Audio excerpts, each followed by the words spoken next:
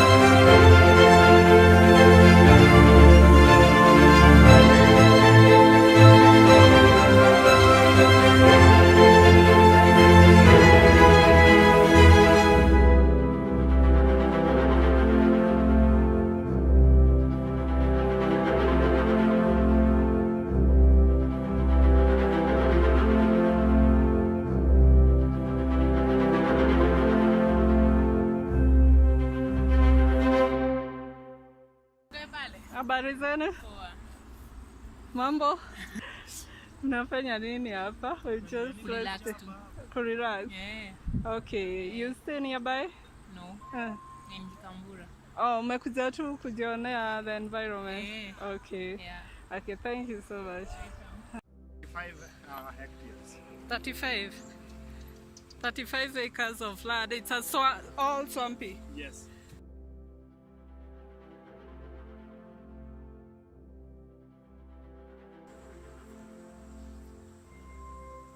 So here we are at the middle of Ondiri Wetland, as you can see, and to speak to one of their coordinator. He's going to introduce himself.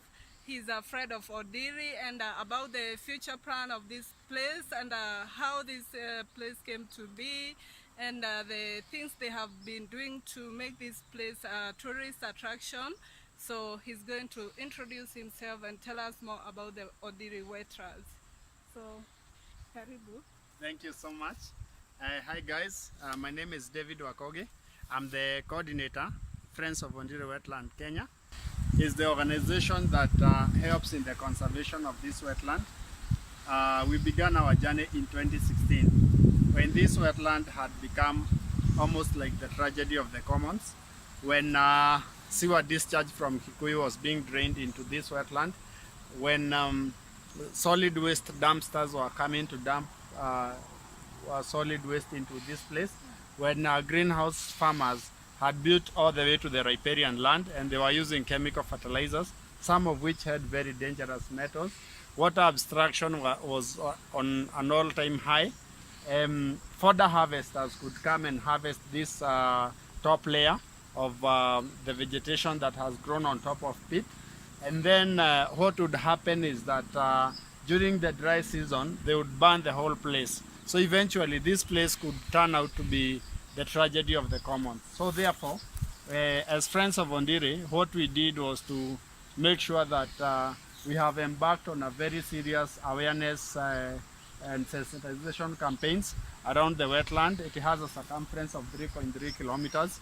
And when we were doing that work, what had really inspired us is the fact that this place is very rich in history, because as you can see it, it used to be an open lake. Our locals here were calling it Kahenia. But when Muzungu came and found a very shiny, beautiful lake, he called it Old Lake, because he didn't have a name for it. The white man, yes. So therefore, he said, this is an old lake. So our people had Ondiri. So they said, this place is Ondiri. And that is why we have the name Ondiri. From old lake. Old lake, okay.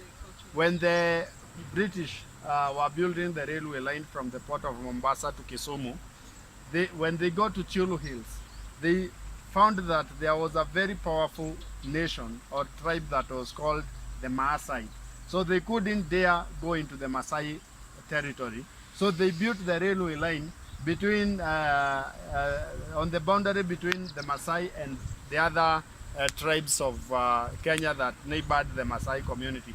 That's why you find that all the way from Chulu Hills to Kilgoris, they built along the boundary between the Maasai and other nations. And when they got here in this place, this used to have a lot of cattle sheds, whereby the Maasai cattle could come all the way from Suswa and Gong Hills to come and drink water from this place. Yeah. But due to many years of human and natural activities, this place was covered by something that is called peat, which is about 40 centimeters thick. And then vegetation has grown on top of it. That's why when you step on Ondiri, it will give you that trampling effect. You'll feel as if you're stepping on a giant bouncing castle. As friends of Ondiri, we also realized that this is the biggest water reservoir we have in Kikuyu constituency that gives water to hundreds of thousands of families here and beyond. We have Dagoretti South constituency, we have the Starehe constituency, we have Dagoretti North constituency, and we have Langata constituency. Most of those constituencies benefit from this wetland. This wetland also is the recharge of Kikuyu Springs, which is about 1.5 kilometers from here. And Kikuyu Springs is the oldest source of piped water for the city of Nairobi, which was connected in 1906. The other thing that is very, very important to mention is that this is the source of the biggest river basin we have in the Republic of Kenya, which is called the Athi River Basin. So Athi River Basin, it starts from here. One thing also I can say is that when you go to the source of the Athi River, which is down here, you will find that that river that now comes out of this has a direct outlet from this wetland is sparkling clean, very, very uncontaminated. But when it gets down like 200 meters, contamination begins. So our biggest responsibility right now, beyond the other activities we want to introduce here at this wetland, it is to ensure that the government enforces the law so that people stops polluting our rivers. Societies and any community around the world, it is known by the way they treat their rivers, the way they treat their natural resources. Another thing that I'm going to say about this wetland is that this is a very unique bog. It is the biggest peatland we have in Kenya, and it is the second deepest in Africa after the one in Douala, Cameroon. And therefore, there is a very urgent need to preserve it and to make sure that it is well conserved.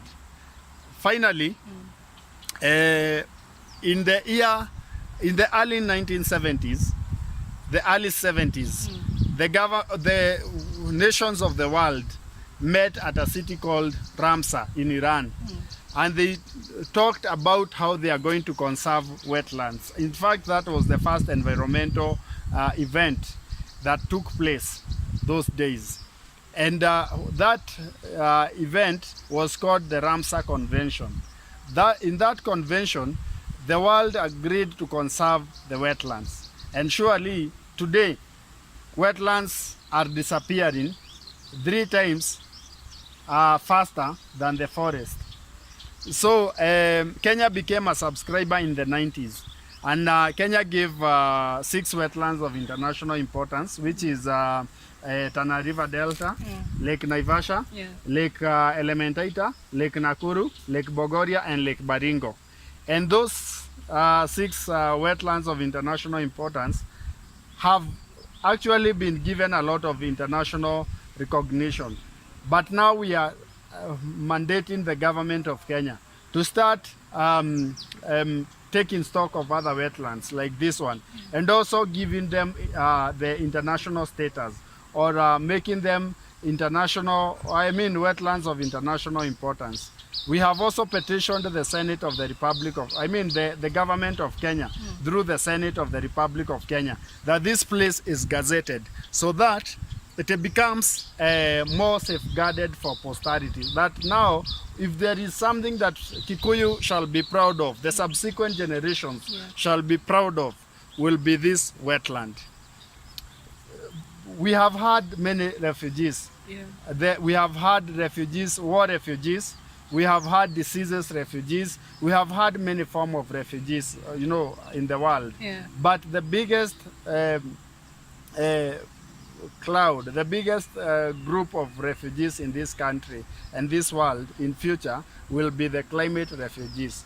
People running away from their homes because of harsh conditions. And one of the most serious conditions is lack of clean to drink water. And this being the biggest reservoir of clean and safe to drink water in Kikuyu constituency, we are very, very determined to conserve it and to make sure that the generations to come will pride in it, and they will continue to get water to drink. Finally, we are going to have very nice nature trails around here. We are going to have nice benches. We have the government agency that has fenced the whole place, 3.3 kilometers. And also, we have other plans through the municipality to have a very beautiful recreational park on the other side. So this place will be a whole new attraction. Okay, we have heard about the stories. Before we used to hear so many people lost their lives within this area, and those cases are no more at this moment. Also, we used to see this place had a lot of very dirty water, and as we have seen now, I have seen the water is very clean as it's moving the side. What have you been doing, coordinator? What changed?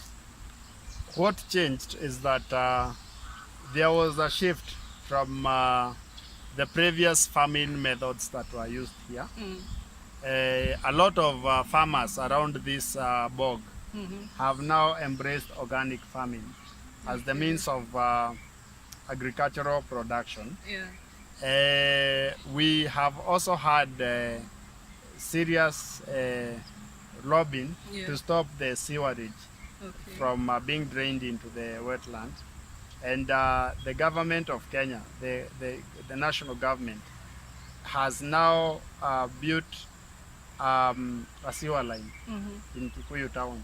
So that is going to permanently solve the challenge of the sewer into this wetland. Another thing is that we have completely and permanently stopped the fodder harvesters from harvesting fodder in this area. That's why you see that this vegetation almost looks virgin, because there has not been any form of harvesting of fodder. Another thing that we are doing is that as Friends of Ondiri, we are inviting many stakeholders, because as we want to be one facet of the conservation of this place, we don't want to be like a whole supermarket where you find everything. We want the government agencies. We know we have Water Resource Authority, which has been working here.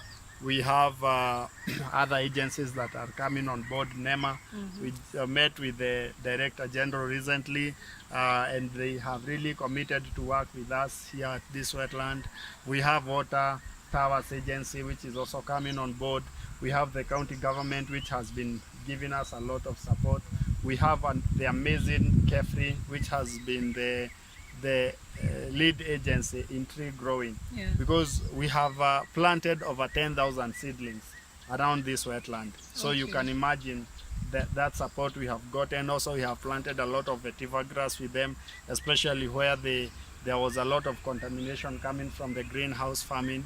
So this is something that we are saying is a coalition of the like-minded individuals, institutions, and even clubs and organizations that we come here and do this together.